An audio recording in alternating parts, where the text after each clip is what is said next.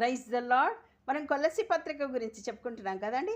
కొలస్సీ 1:13లో మనం చూసినట్లయితే ఒక చిన్న సెంటెన్స్ తీసుకున్నాను, వాక్యం తీసుకున్నానండి.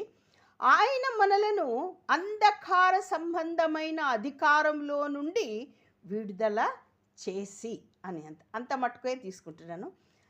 ఆయన అంటే ఎవరండి? తండ్రి అయిన దేవుడు, యేసుక్రీస్తు వారు ఇద్దరు ఒకటే అని చెప్పుకున్నాం కదండి మనం. ఆయనే దేవుడు. ఆయన దేవుడైన యేసుక్రీస్తు వారు మనలను ఏం చేశారంట?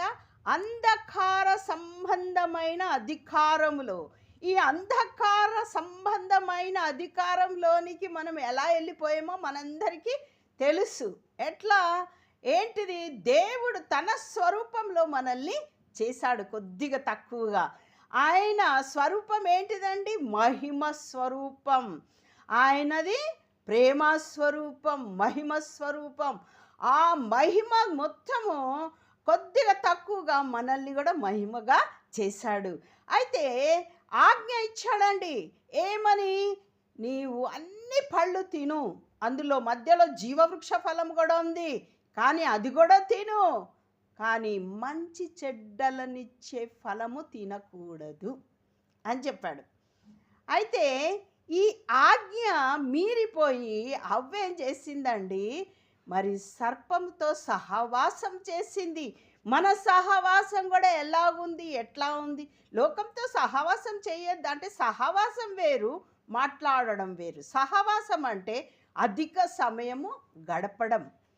విశ్వాసులతో అధిక సమయం గడపాలి, ఇతరులతో మామూలుగా మనం ఉండాలి. కానీ అవ్వేం చేసింది? ఒంటరిగా సర్పంతో సహవాసం చేసిందండి.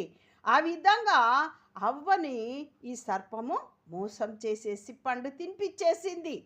తినిపించేయడంతో ఆమె మీద ఉన్న, అంతేకాదు తాను తినడమే కాదు, తీసుకెళ్ళి తన భర్తకిచ్చి ఆయన కూడా తినేసిండు. మరి ఇద్దరు కూడా చూసుకున్నప్పుడు, తిన్న తర్వాత చూసుకున్నప్పుడు మీరు నిశ్చయంగా చచ్చెదరు అన్నాడు కదా దేవుడు. ఆయన ఆజ్ఞ కదా అది. అయితే చచ్చెదరు అని అంటే వాళ్ళు శారీరకంగా చనిపోయినారా? కాదండి, వారు ఆత్మీయంగా వారి మీద ఉన్న మహిమ పోయింది.